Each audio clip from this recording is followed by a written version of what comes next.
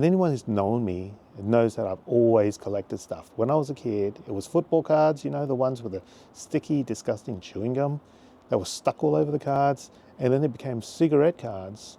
Not that I condone smoking, but my grandma, unfortunately, was a smoker, and we had loads of cigarette cards. We had whole sets. And if I knew where they were right now, I'm sure they'd be worth a ton of money. And then it went on to other things like Olympic stuff, Hong Kong MTR, which is the subway, the like first day covers and stamps and stuff like that. Then there was Disney, like vinylmations. I love vinylmations, but sadly you can't get them anymore. And recently it's been stuff like Pokemon and labubus. It's interesting. I love thinking about stuff like this, and I love the whole concept of human psychology. And I'm so fascinated by the fact that, for example, with Pokemon's always been popular, but at the start of COVID, when people had a little bit of money because they couldn't spend it going to the pub, and they also couldn't go out to do anything, people who never were into Pokemon started collecting Pokemon. And the demand went up, the prices went up, people started getting addicted to the thrill of the chase, to the fact that you may pull the Charizard, which may be worth hundreds of dollars, if not more. People started collecting because they felt that it was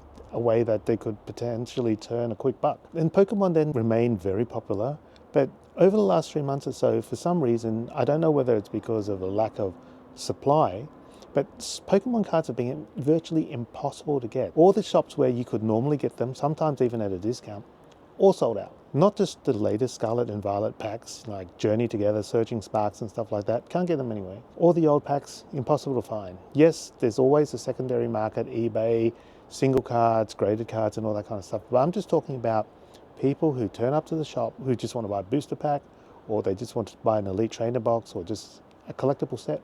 Impossible. Every new release now from Pokemon, I get sent an email saying that you need to either pre-order or show some sort of expression of interest and put a deposit.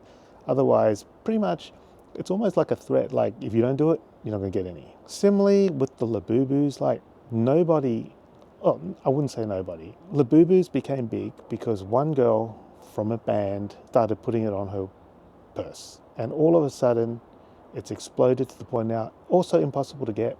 Huge secondary market. People are like lining up at the mall 7 hours before the shop opens with the hope that they can get a ticket that they can go get some of these labubus. Just last week I was checking out these new Big Into Energy labubus, which retail for like $32 on PopMart.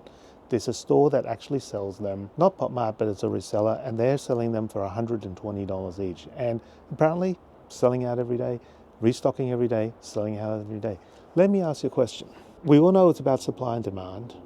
We all know that with Pokemon and labubus and what have you, supply is determined by the manufacturer and the company. Are they actually doing it on purpose and limiting the amount of supply, or are they basically unable to keep up with demand? When it comes to demand, why are people all of a sudden wanting these things so badly that it's driving such a big secondary market? When labubus were first created by the guy in Hong Kong, I don't know that what he was thinking in terms of his target audience, whether it was going to be kids or whether it's going to be like young females, but I'm pretty sure that his target audience at the time wasn't going to be like 30 to 50-year-old adult males. But everybody is into them right now, and it's all about human psychology. Humans love to get stuff which is hard to get, and there are people out there who have the disposable income, and unfortunately there's some people who don't, who still do it, who are willing to pay a premium for these products. And this is why there's a secondary market.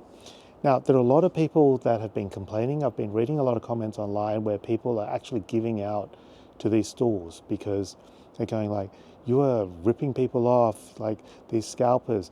They're like $32 and you're selling for $130. And there's actually videos of people who've been queuing up at the PopMart vending machines, and every time they restock, the dude or the gal gets in the line first for whatever reason, and they buy the whole supply, even though there's a queue of 50 people behind them. None of them get to get any because the one person has just bought all of them, and people are getting pissed off because PopMart hasn't instituted any kind of a limit. And I think it would have been fair to have a limit, like you buy 2 each, because then everybody gets to go. But these companies are not interested necessarily in people having a fair go at getting these things. These companies are interested in making money and making their product more popular so that there's more demand, so that more people want to buy them.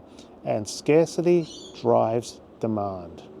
There is no doubt about the fact that the harder something is to get, the more people want to get it. It's like Pokemon has now turned from I like opening booster packs because there's a chance I might pull something good to I'm just hoping I get a booster pack. Labubus have gone from a little bag charm that you're going to stick on your bag, and most people don't have bag charms, but all of a sudden we all want bag charms. And people are getting shits because there's a secondary market now and there are resellers out there who are charging extraordinary amounts of money.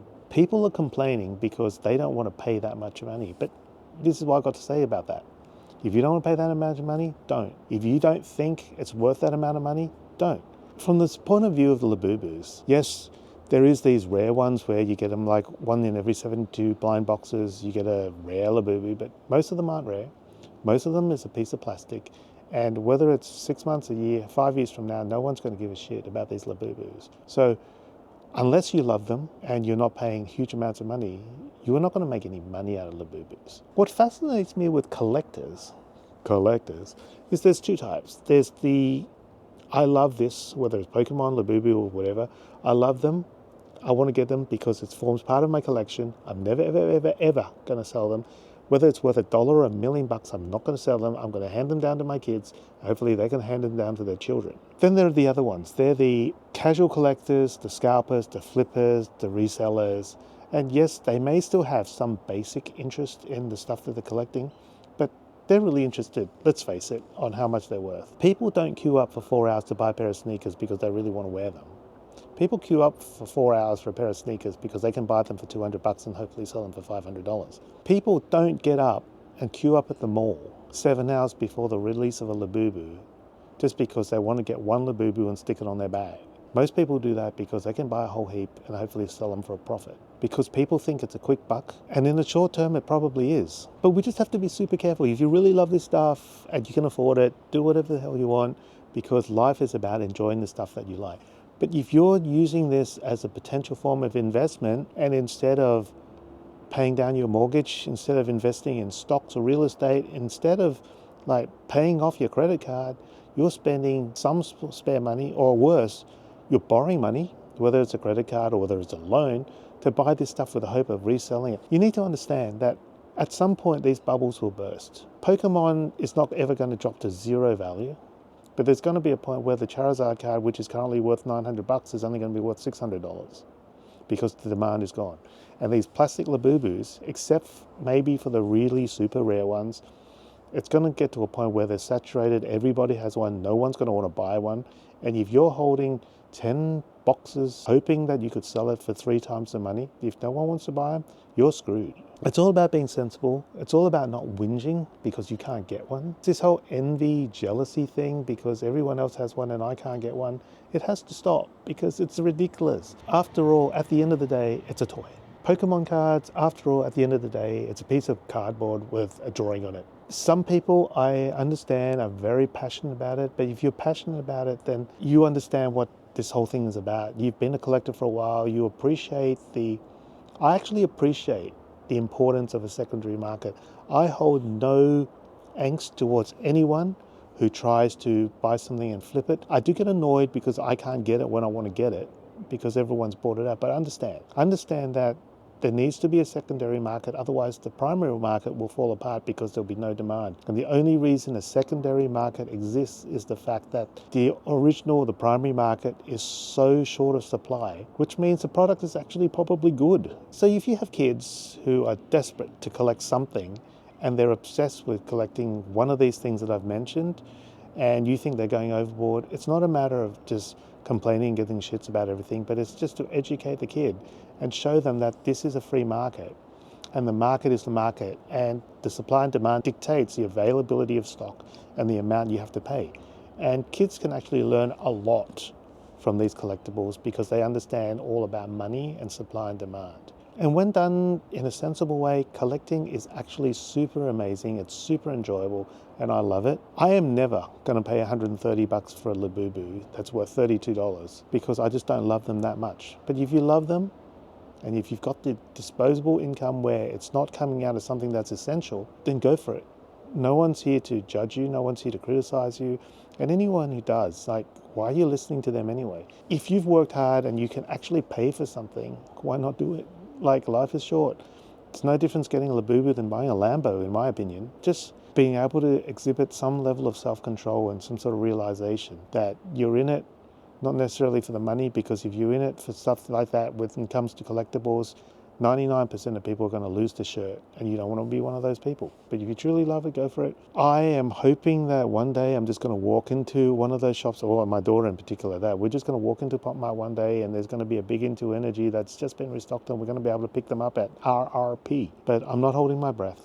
I'm not upset, because there's way more important things in life than thinking about labubus. One day I may get to the point where I can open booster packs regularly again when they become available, but not right now. I'm not losing any sleep over that either. Anyway, that's the end of my rant. I hope you guys are still having fun with collectibles, because I still am, and I fully appreciate the secondary market and I'm cool with it. Anyway, that's the end of the video. See you next week for another one. Guys have a great day. Remember to like, subscribe, leave a comment if you have anything to say about the state of the world when it comes to collectibles, and I'll catch you next time.